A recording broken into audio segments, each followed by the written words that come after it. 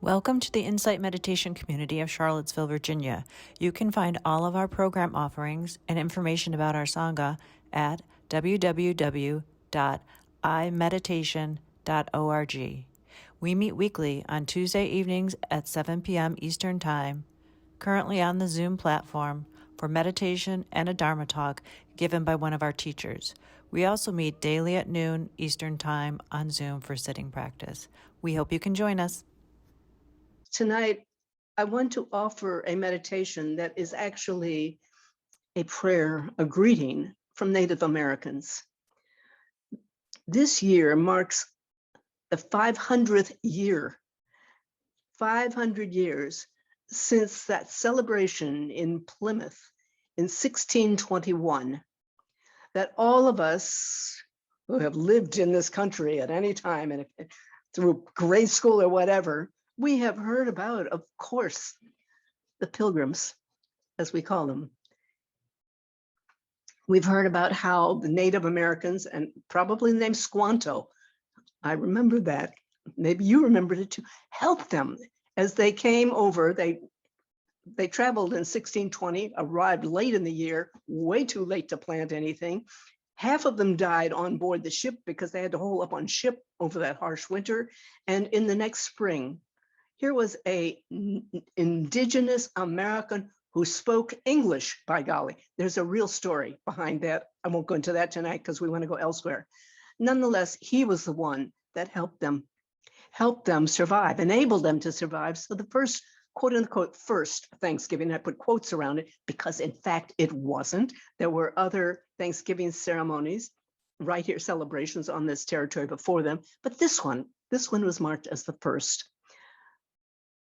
In 1863, Abraham Lincoln declared the holiday in November as Thanksgiving officially to be celebrated by the nation. So we've been doing that since then. And I think, I certainly remember as a kid, the plays where some of us had pilgrim hats and others had feathers to represent the Indians. What has been overlooked in much of that is what's happened with regard to the indigenous nations here in this country over the past 500 years, because they, in fact, have over these centuries been besieged, beleaguered with policies of erasure and genocide. And this is something that I think we probably know in the back of our minds, but it hasn't been as much in the forefront of our minds as other issues in this country with regard to social justice. So I just felt so happy tonight. It feels so appropriate for us to turn to them and offer or listen with presence, I hope, to a Native American prayer. And as we do, I'm going to thank Heather, who sent me the link to this. Heather, I'm grateful to you. So this is a Thanksgiving address and greeting to the natural world. And it is an address by the Haudenosaunee, and I may not be pronouncing that right, the Haudenosaunee Nation. It was created in 1993. It's not ancient. Created in 1993, and it has been translated into English. And what I'm going to do now is to read this and invite you, please, to listen with presence to this beautiful greeting. We'll take some time.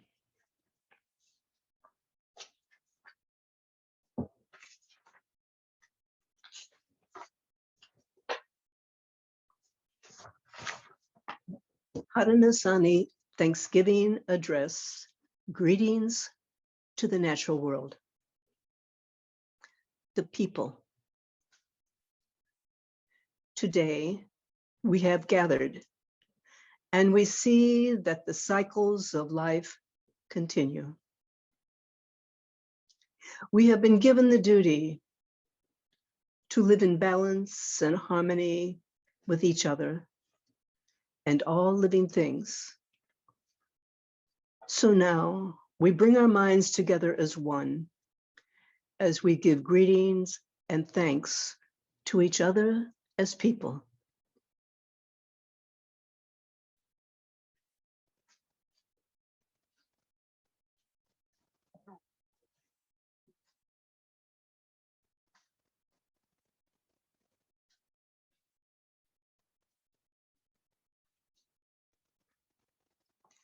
Now our minds are one.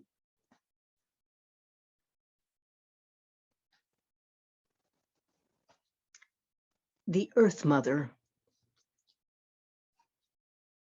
We are all thankful to our mother, the Earth, for she gives us all that we need for life. She supports our feet as we walk upon her. It gives us joy that she continues to care for us, as she has from the beginning of time. To our mother, we send greetings and thanks.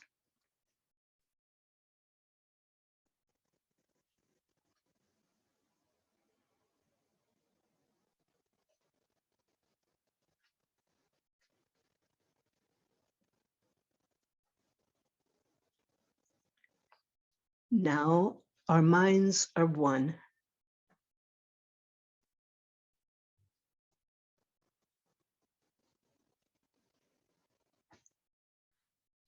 The waters.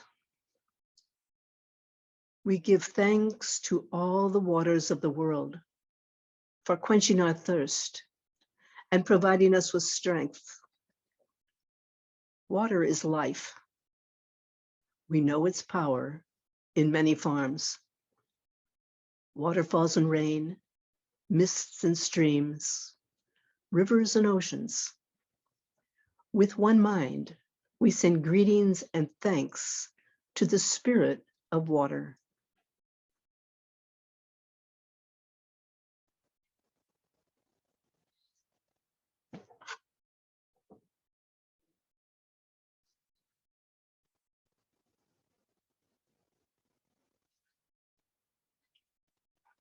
Now our minds are one.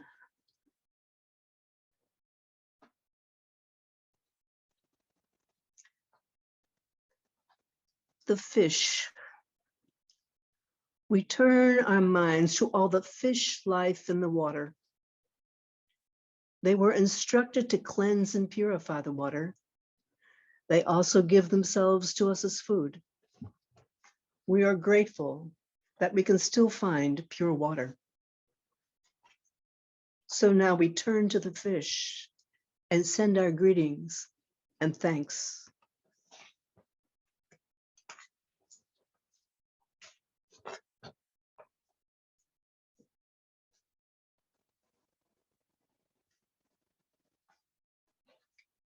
The plants. Now we turn toward the vast fields of plant life. As far as the eye can see, the plants grow, working many wonders. They sustain many life forms. With our minds gathered together, we give thanks and look forward to seeing plant life for many generations to come.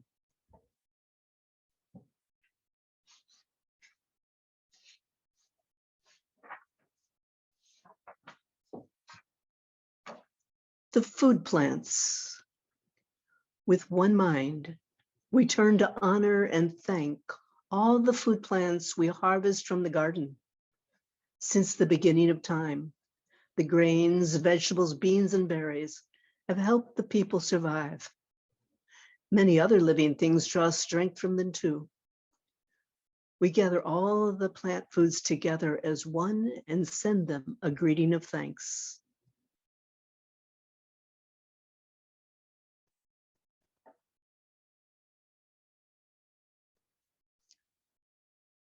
Now our minds are one.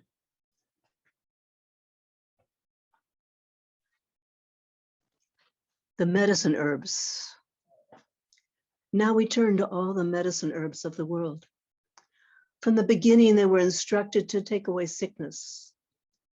They are always waiting and ready to heal us. We are happy there are still among us those special few who remember how to use these plants for healing. With one mind, we send greetings and thanks to the medicines and to the keepers of the medicines.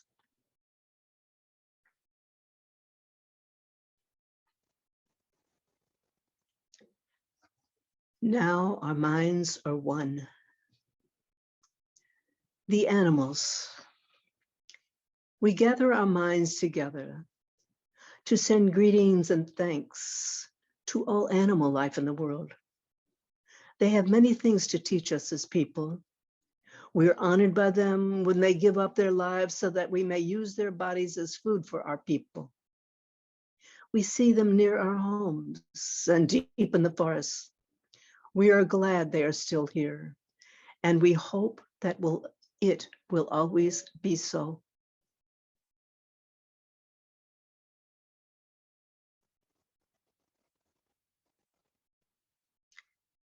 Now our minds are one. The trees. We now turn our thoughts to the trees. The earth has many families of trees who have their own instructions and uses. Some provide us with shelter and shade, others with fruit, beauty, and other useful things. Many people of the world use a tree as a symbol of peace and strength. With one mind, we greet and thank the tree life.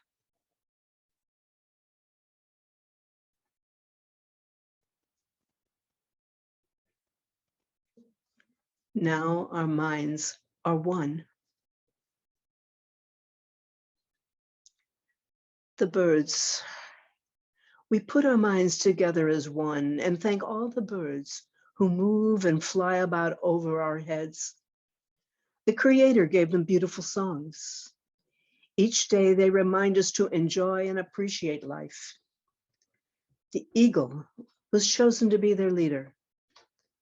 To all the birds, from the smallest to the largest, we send our joyful greetings and thanks.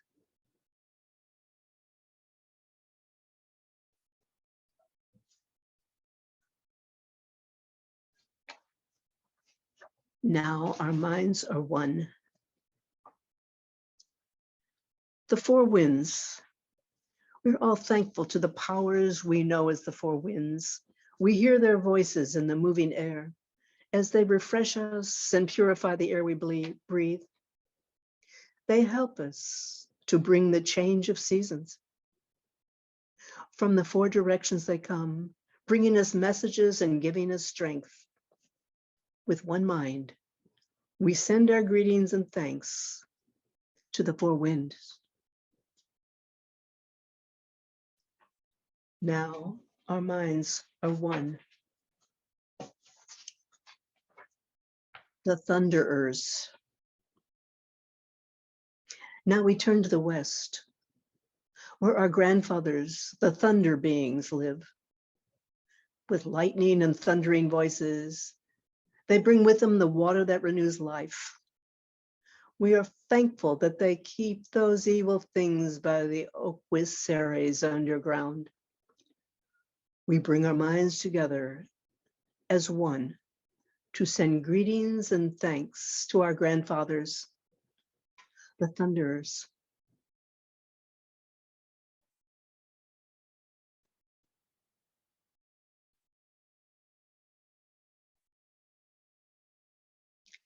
Now our minds are one. The sun. We now send greetings and thanks to our eldest brother, the sun. Every day without fail, he travels the sky from east to west, bringing the light of a new day. He is the source of all the fires of life. With one mind, we send greetings and thanks to our brother, the sun.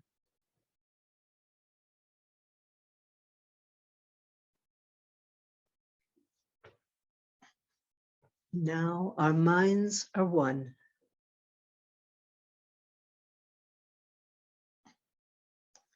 Grandmother Moon. We put our minds together to give thanks to our oldest grandmother, the moon, who lights the nighttime sky. She is the leader of women all over the world, and she governs the movement of the ocean tides. By her changing face, we measure time. And it is the moon who watches over the arrival of children here on Earth. With one mind, we send greetings and thanks to our grandmother, the moon.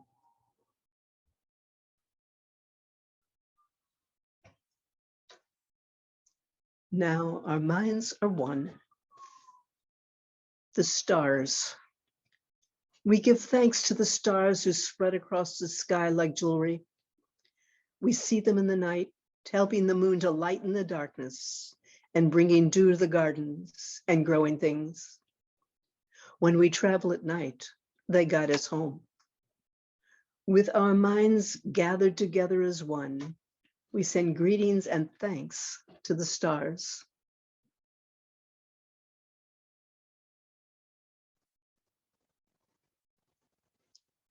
Now our minds are one.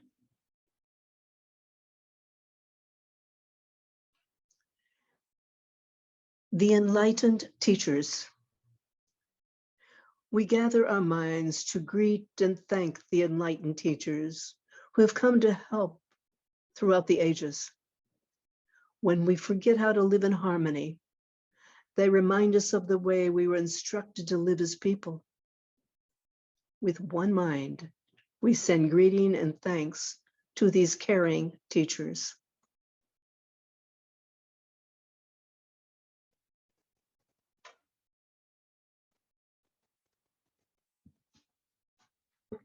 Now our minds are one.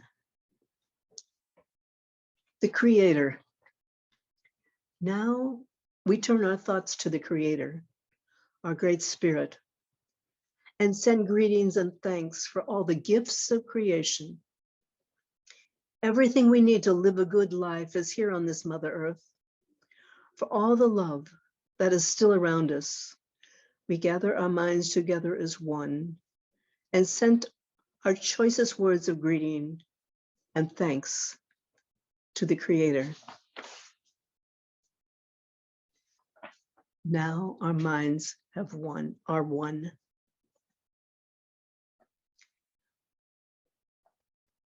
We have now arrived at the place where we end our words. Of all the things we have named, it is not our intention to leave anything out. If something was forgotten, we leave it to each individual to send such greeting and thanks in their own way. Now our minds are one.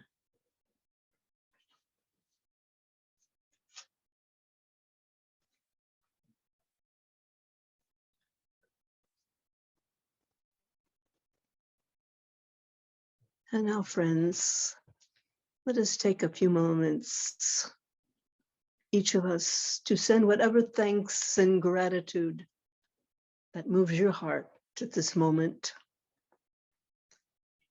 I'll ring a bell in a few minutes.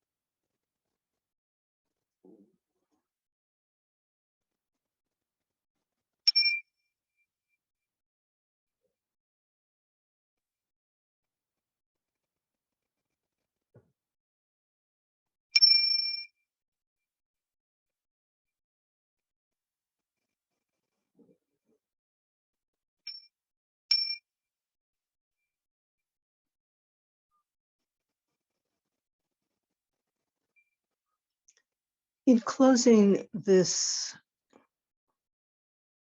meditation, I would want to observe that a growing number of organizations these days, including Buddhist Sanghas across this country, are offering acknowledgements of the indigenous peoples who inhabited the land and were stewards of the land on which they now reside. Here in the Charlottesville area, it was the Monacan Nation. The Monacan Nation was the original stewards here, the land on which the University of Virginia, Charlottesville in general, and us, which we reside, which we stand. The University of Virginia has adopted a land acknowledgement to the Monacans, and I hope that IMCC is going to do the same. I hope so soon we'll do that. Right now, in closing, what I want to do is read a land acknowledgement by to the Monacan Nation by a Native American elder, Michael Wilson. I'm going to read his acknowledgement that he created.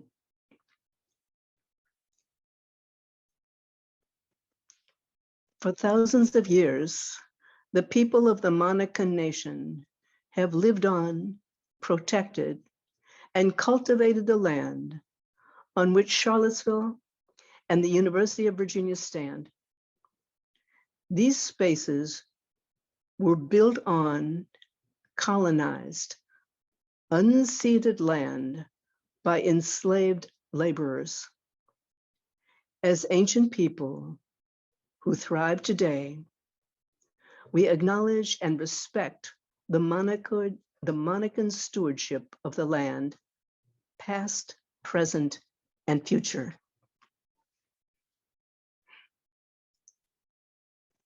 Thank you. And so I'll start again.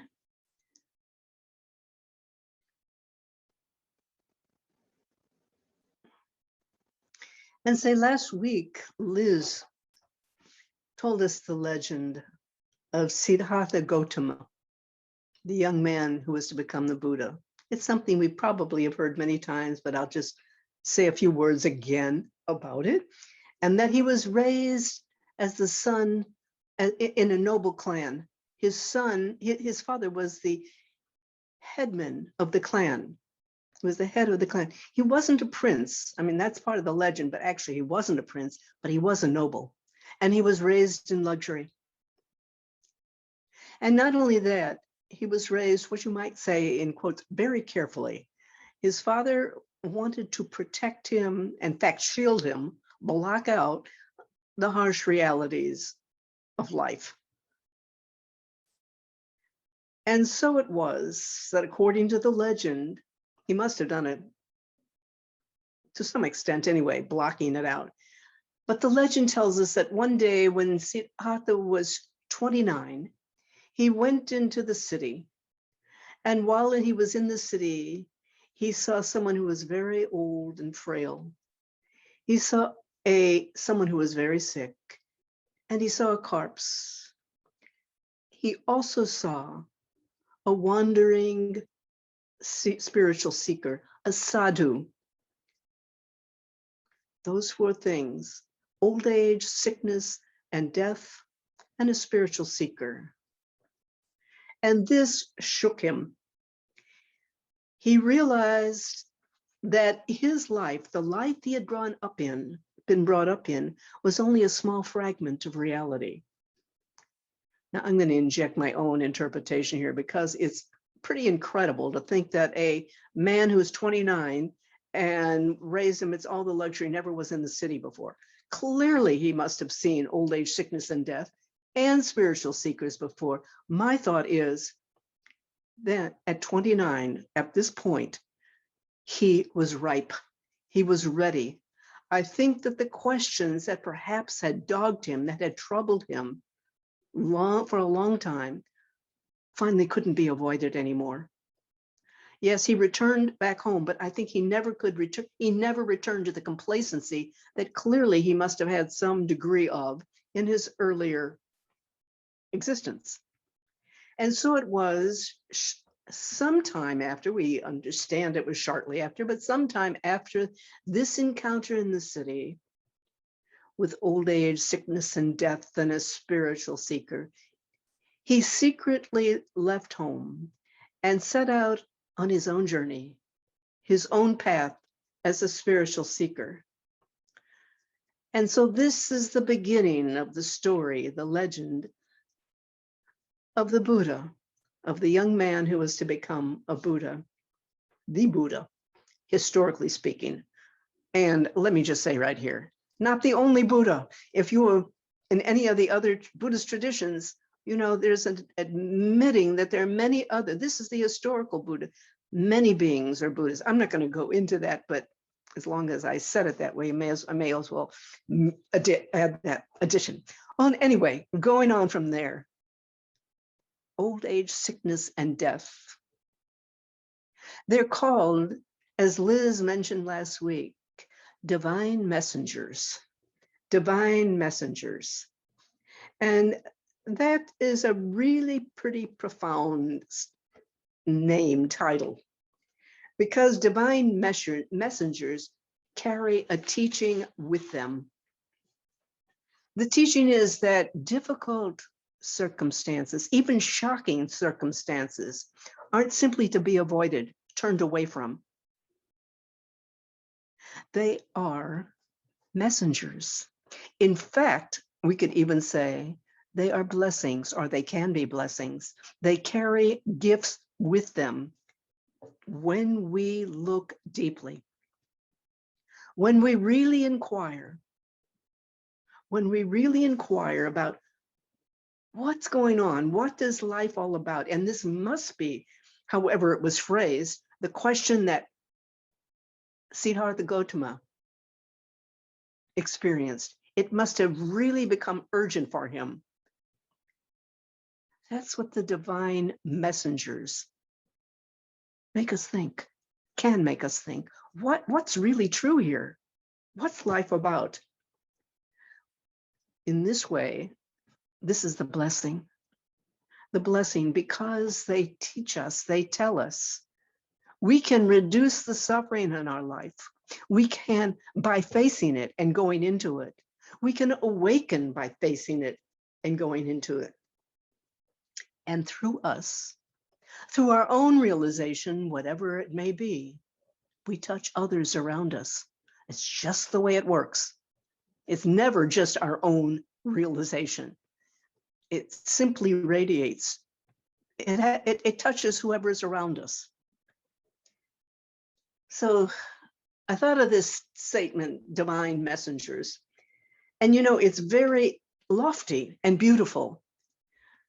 But I wanted to bring it down to our everyday level and suggest, you know, it's a teaching for everyone, whether we want to think of it as a divine messenger or not. It's a teaching for everyone, because as we all know so very well, there is chaos, there's conflict, there's suffering in the world, and there always has been. And in fact, these days, somehow it seems even greater, more threatening, more consequential than it ever has been. But none of it has been new. So the divine messengers tell us, they tell us, despite the suffering, despite the changing events, the catastrophes, there's hope, there's promise. There's promise for each one of us if we choose to inquire deeply. If we follow what our hearts yearn for, the peace inwardly, the joy, the happiness, it's there, it's attainable. That's the message of the divine messengers. You know, I think that even if we're just beginning in this training with some of the Buddhist practices,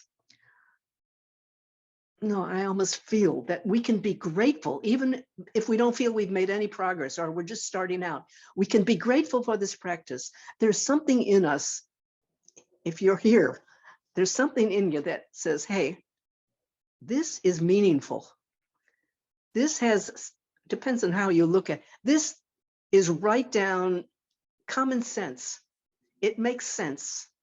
Or maybe you'll say, my heart resonates with it. There are many different ways of relating to this teaching. No one's right. No, they're all right. Not one. But we have found something that, like, wow, we can be grateful for it, even if we're just starting this teaching.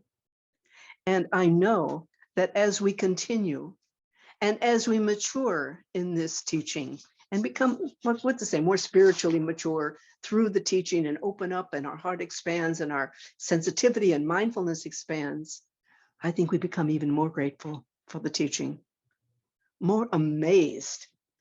I'm sure all of you, I mean, you perhaps yourself have felt that, but certainly have heard many people say, I don't know what my life would have been if I didn't have this teaching. I can say that, like, what would it have been without this amazing teaching? And I will say, I'm not going to say it's only found in Buddhism. These truths that the Buddha enunciated and gave such practical, beautiful practices to attain, the truths are found in many other traditions. You only have to listen. But I love Ruth King. Ruth has a friend who practices Buddhism, but her friend says, she's a Christian. And she said, and quoting Ruth said, her friend said, Jesus Christ is my Lord and Savior, but Buddha left instructions. So take it as you will. If it's just for the instructions or if your heart moves to it, whatever it is, we're here, we're doing it. So old age, sickness, and death, divine messengers. But as I would like to point out tonight, so are our everyday little problems. They're divine messengers. Don't we have so many of them? I mean, the little things that annoy us every day, and which I think we all have to admit, when we're honest, our mind spends a huge amount of time fretting about them, worrying about them. They harass us. I'm not talking about the great traumatic things or the enormous things, but the little things as well. And, in our culture, we're so results driven, our culture. And we tend to think, oh, problems, we think problems are to be gotten rid of, efficiently, quickly, just get rid of them as fast as you can. And of course, some problems, it's meaningful. We do want to get rid of them to deal with them effectively. They make life easier if you get rid of them, what you see as problems. But, and is better, there are deep truths in these everyday little problems. They too are divine messengers. So, years ago, I read a statement in a little book called Gratitude. And the statement is, I am grateful that thorns have roses. I'm grateful that thorns have roses. It's a statement by a man named Alphonse Karr. He was a journalist and novelist in France in the 19th century. And I don't know what else he wrote, but this one is enough, I think. Grateful that thorns have roses. It turns our usual understanding upside down, doesn't it? We want the roses. Who wants the thorns? The thorns are to be gotten rid of, as quickly as possible. So I thought, tonight in the little comments I'm going to be making, instead of calling these little daily problems heavenly messengers, I'd like to call the whole, smorgasbord of them, I'd like to call them thorns. Our little problems are thorns in our lives. And we are here and can find the roses. They show us the roses. So tonight's talk is about thorns. So please bear in mind, I'm not asking you to consider the traumas or the enormous issues you're facing, but the little everyday things. And I will have to confess that it seems to me that when I decided to write this talk or to develop this talk, the universe laughed, because all of a sudden, an enormous number of thorns have arisen in my life, all kinds of unexpected things, for which, no, I'm not all that grateful. Maybe I can laugh back a little bit. And they've, to say with a little wry humor, they have kindly offered me as their teachers. So I'm going to tell you one of my thorns, and actually it's a two-part story that happened, and it's about windows. So this is my window thorn. The windows in my condo have been leaking air. And in the spring, I had some windows here, and this is the bedroom, had those replaced. But most of them were scheduled to be replaced now, here in the fall. So they were scheduled to be replaced last week. And that, well, okay, you know, with backups and everything, that's all right. On the morning that they were scheduled to come, they called me at 7:15 in the morning and said, whoops, we made a mistake. We can't come today. You know, what I'd had, all the window dressings are down, every window is uncovered, all the furniture is pulled back, anything that might be tripped over or a window or being carried in might knock over has been stuffed away. And so it has, for the past several days, been pretty chaotic here. So when did they schedule the window installation? Today. Okay, I'm grateful that they scheduled it today, but I need to tell you, when I am scheduled to offer a talk at IMCC, I like to be quiet. I like to have quiet time just to settle in. And today has not been that. And in fact, part of the reason why I'm sitting here in this bedroom is because my office is wide open. It's like a fishbowl, you know, and I turn on the light in there, and I don't know, I'm not comfortable at night. It's okay during the day, but at night when it's all bright lights and there's nothing, this is better. So here I am. So that's the first part of my story. You know, okay, I can hold that. I can work with that, and not a big deal. It's a little thorn. But there's a second part to this little thorn, the window thorn, and that is, there is right outside this bedroom window a street light. And since I've been here for the last few years, there's been a rather mellow halogen light there. I can handle that. Got shades that pretty much block out the light entirely, not entirely, but enough. Well, 2 weeks ago, I just already started on this. They replaced the halogen light with an LED light. And an LED light is an intense, harsh white light.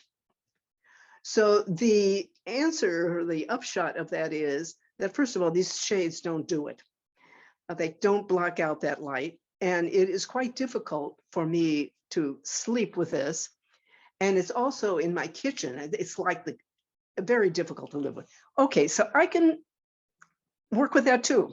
I'm going to be ordering, or I am ordering, light blocking shades, and I will get them in here, all of which you can handle, but thorns. Okay, so now I'm leading up to the big thing, the biggest thorn that's been going on. And that is, I love the natural world. I love being outside. And I do whatever I can to bring the natural world, the feeling of the natural world, into my environment. So these bedroom windows right here happen to be the only view in my condo where I can look up and see only trees and sky. There's no other, the others are buildings and so forth. But here is just like a precious view of the natural world. And what has happened?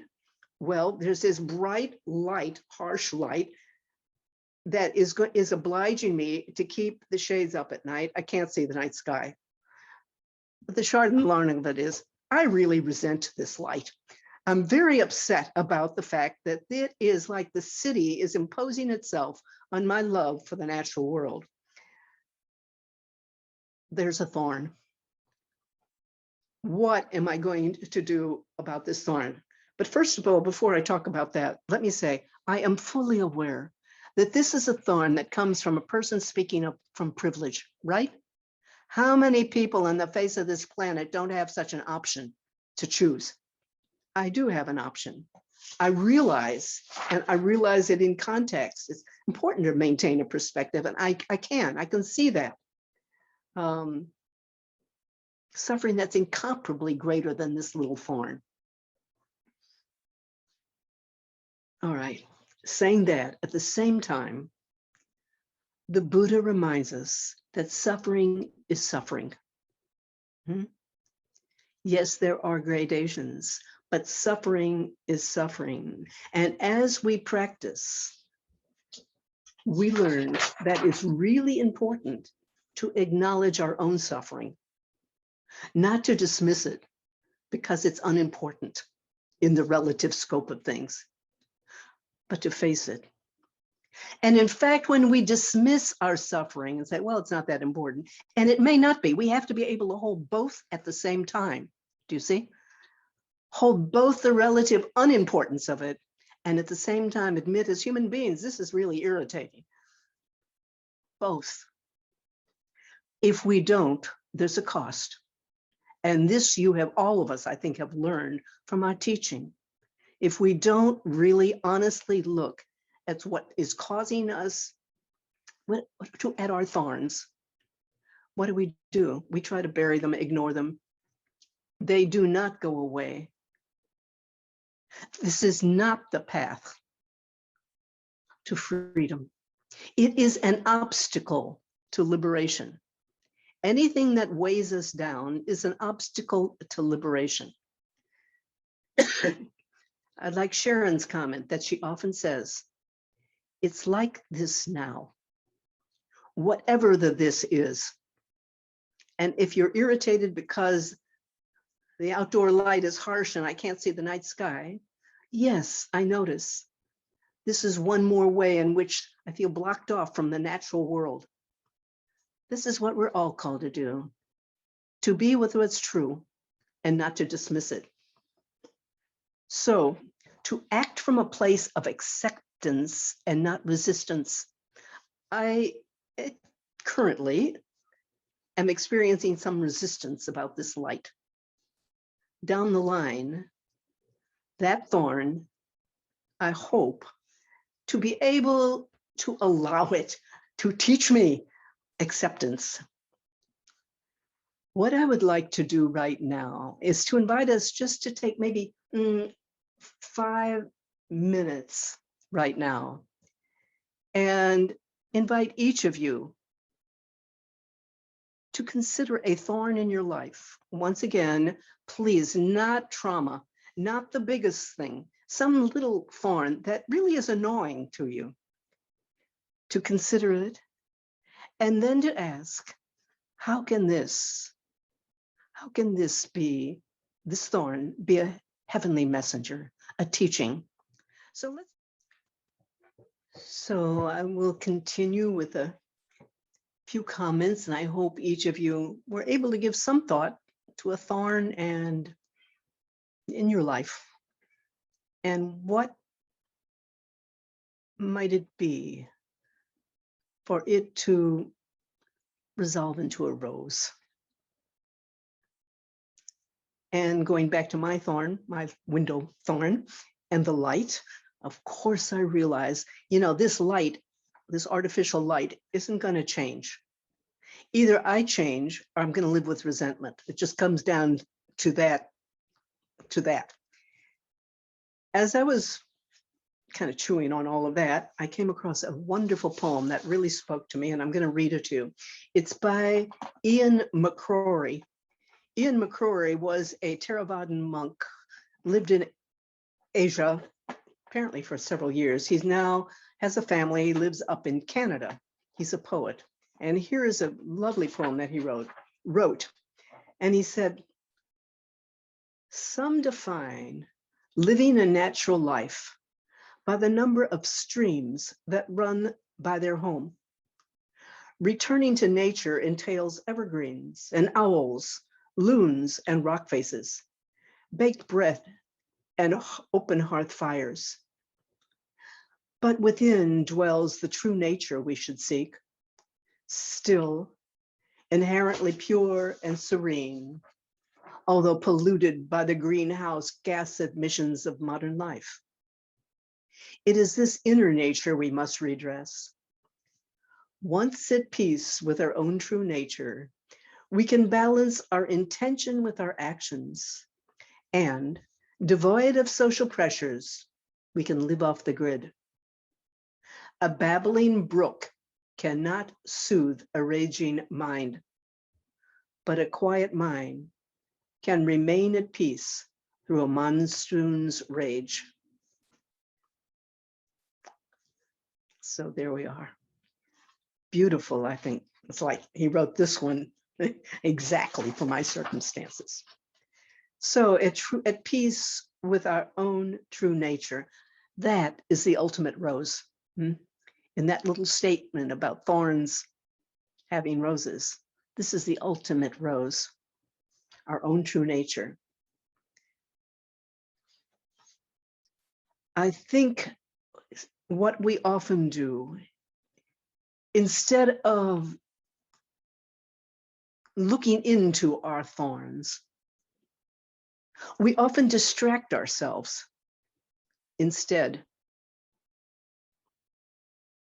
We often change the subject. Something is irritating, and so we think of something else that's pleasant. I mean, I certainly know that, and I know I'm not unique. It's so easy to do. Just change the subject. Escapism. Lose myself or lose ourselves in something that we enjoy. It's good to enjoy what we enjoy and to get involved with what we enjoy. But the point is to be really sure why we're doing it. Are we doing it in order to distract from our thorns or our bigger problems? Or are we doing it because we love it? And if we're doing it because we love it, absolutely doing it. But if we're merely trying to distract from some thorn, I think every one of us knows it doesn't work. It's a temporary salve, and you come back and the thorn is still there and it's still pinching you or pricking you. We need to really look into the thorn, to let it show us what its rose is. Show us what its rose is. A quiet mind. This is what Ian McCrory said at the end of his poem. And I just called it the ultimate rose. All of us, I think, wish for a quiet mind. I'd like to make a comment about that, which is, it's a mistake to think that it is a mind that has no thoughts. That's not necessarily a quiet mind. Thoughts can happen. A quiet mind is a mind that isn't disturbed by the thoughts that happened. It goes beneath the thoughts. A quiet mind is touching into that clear space within. That's always present within. And there's no way to lose it.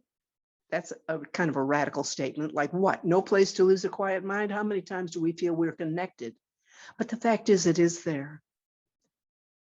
That's the quiet mind that is able to and does handle the raging storm. And I trust soon enough, it will handle this artificial light that is outside my window. But what I felt I wanted to say tonight is, it's important. It is our practice. When you feel that you are being distressed by a thorn is fretting your mind, or anything bigger, it's really important to take a few minutes, stop, don't just distract. For us to stop, sit down, and touch into whatever level of peace is accessible for us. Someone just told me just today, she was telling me about an experience she had where an elderly, very elderly acquaintance or friend came to spend some time at their place. And what was the first thing he did? He walked in, he turned on Fox News. And because he's hard of hearing, he turned on Fox News loudly. And she said, you know, this could have been really distressing for her. She said that mindfulness got her through. She said she meditated. She meditated. She said it just helped immensely.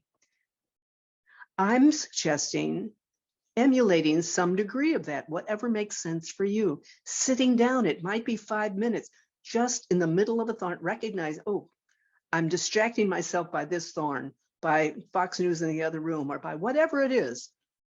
Maybe it's NBC, maybe it's whatever it is in the other room. Notice, sit down and regain yourself. Come home.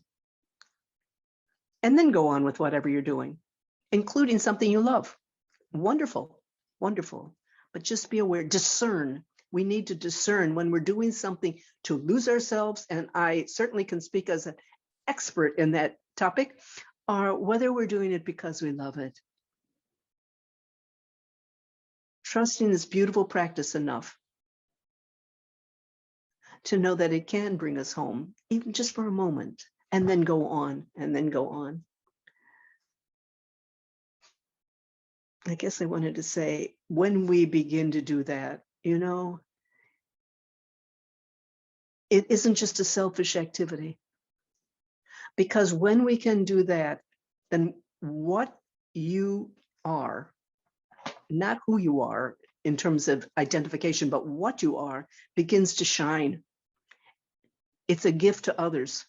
And that's how our thorns become gifts to us and gifts to others as well, however you choose to act. So I have more to say, but I think I'm not going to. I'll just stop here and I'll say thank you. You know, thank you for your practice. I mean, coming back as all of you do time and again, isn't this wonderful of all of us to be able that we do this? So I thank you for your practice. And of course, I wish all of us a happy Thanksgiving, things to be grateful for.